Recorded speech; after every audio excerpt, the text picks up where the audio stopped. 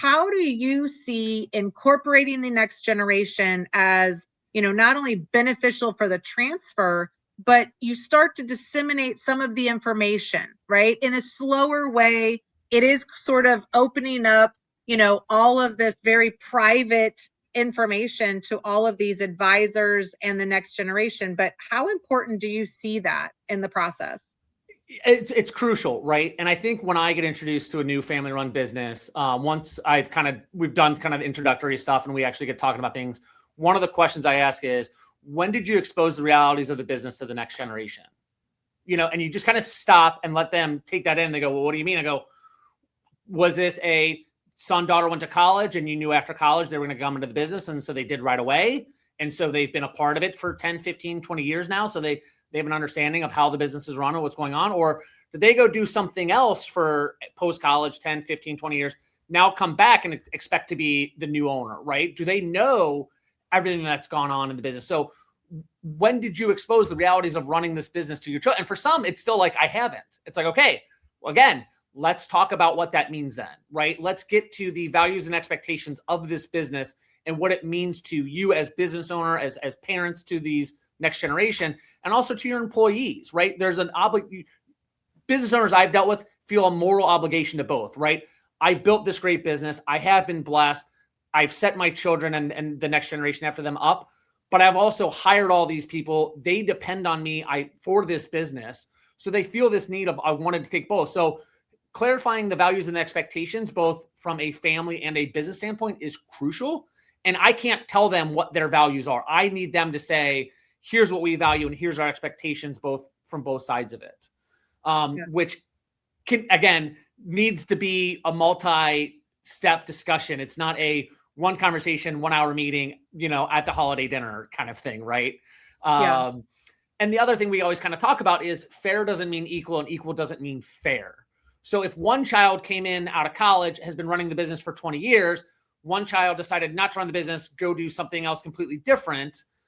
Not to say that you couldn't sell the business and do 50-50 and go here, but the parent might say, hey, I want to take care of this one and have them run the business and have them look at the business and go, hey, this is going to continue to appreciate, so we're going to do a little more for this other child, or vice versa. Hey, this one's now set up for life.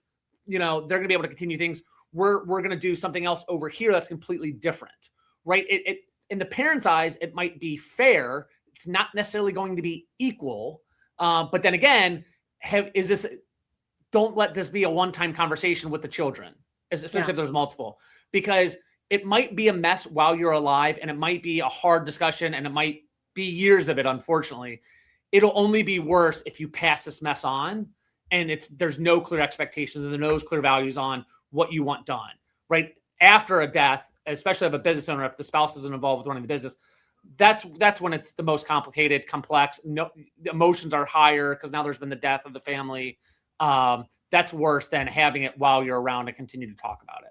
Yeah. And I think when you're transitioning a family business to the next generation, clear communication, when you're deciding things that you have actionable items, you're not talking about something and then 5 years later, you still haven't transitioned the business, looking at multiple siblings and saying, well, maybe I can transfer the building to one child that's more in a passive role and the company to another child, not just gifting so that everybody is now, 4 siblings or 25% owners, right, and nobody's in control. Because again, if you bring in the lawyer and the business valuation expert and the financial advisor and all these consultants, they're going to tell you that these are what breaks the family after you leave.